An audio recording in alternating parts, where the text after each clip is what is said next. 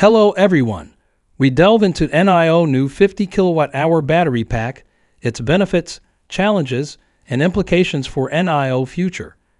In this video, we will talk about NIO new 50 kilowatt-hour battery pack, what it means for NIO, why it's actually a good thing, and some challenges that might arise with this new battery pack.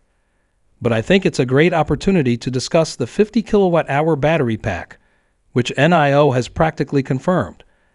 And this is basically NIO's clever way of cutting prices without harming existing NIO owners, because, well, existing NIO owners, you have the standard range battery pack, and it remains at the same price. But if you opt for the smaller 50 range city range battery pack, then certainly the price of the battery is cheaper, and it's still more affordable indeed, and you can still upgrade to standard range or long range. And the cost of upgrading these battery packs from standard to long range might be different. So absolutely, this is the best way to buy a NIO, because with the standard range battery pack, people usually swap once a week and can drive about 200 kilometers at normal urban speeds, which is quite enough for most people.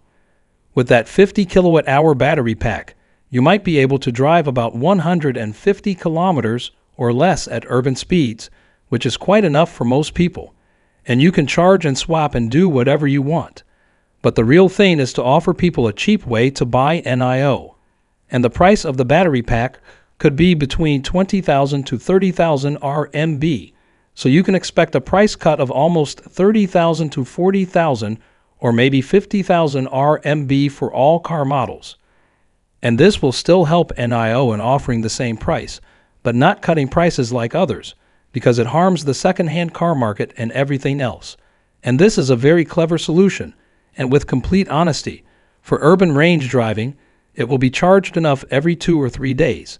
And then if you want to go long distances, long ranges, rent it for 100, double your range, or rent it for 75. Now this is the best way that will help in selling, 100%. This is very good. This is smart. However, along with this, there could be several issues. The first problem is that there are many battery pack sizes, because currently there are only 2 sizes at swap stations, 75 standard range, and then 100 long range. But soon, very soon, you will also have a 150 solid semi-solid state battery pack. And then you will also have a 25 kilowatt-hour battery pack for ET9. And then you will have this 50 kilowatt-hour battery pack. And then you will also have an Alps sub-brand battery pack.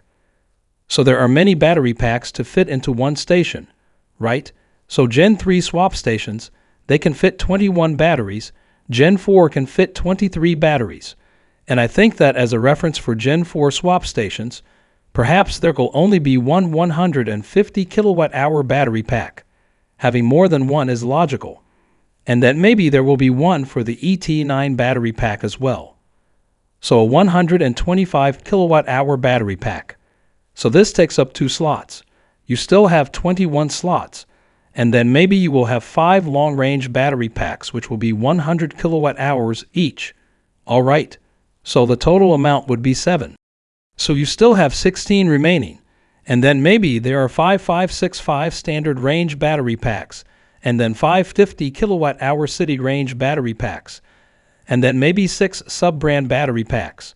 And this will actually be fine. This will be quite fine. And I think, and that's the path they are going on. And I think this can work out. This can actually work for Gen 4 swap stations. But for Gen 3, it's a bit more limited. And then Gen 2 swap stations, which only have 13 battery slots. There is a bit of limitation in the flexibility of what kind of battery packs you can put in there. And then Gen 1 swap stations. I don't think they'll even keep 125 or 150 there, and certainly no sub-brand battery pack. For Gen 1 swap stations, there are only 5 slots, so maybe there will be at most 2 long range, 2 standard range, and then maybe 1 city range battery pack. I'm saying this will be difficult, but you get the point. What kind of ratio do you have for these battery packs?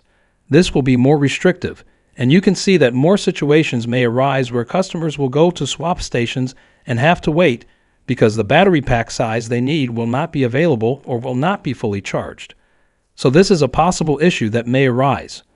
The second issue is that the city battery pack range is actually quite limited, to be honest. If we speak frankly, you've likely done a lot of highway swapping and highway driving, and to be honest, even if it's stated as a 600 kilometers range, with 100 kilowatts per hour, if you're driving at 120 kilometers / with the AC on and maybe some music and seat heating on in your EC6, a range over 300 is quite optimistic. Generally, it's around 300 or less, and with a 75 kilowatt-hour battery pack, the actual highway range might only be between 150 to 200 kilometers. So with that battery pack, you might only expect a range of around 100 to 150 kilometers in city conditions. And I don't know if that's enough or not, and I think that's fair. I mean, it's named accordingly for the city. But what I want to say is that many times people complain about the range on NIO. Essentially, people are saying that compared to other EV, the range isn't really that great, even if we have battery swapping, which solves a lot of problems. But having another small battery pack doesn't really help the situation much. So overall, it will assist in the sales situation, but it will create some issues with all these battery pack capacities at the battery swap station. Now, if we look at NIO stock for a moment, when we last talked it was at 5.43, yes, quite a steep price.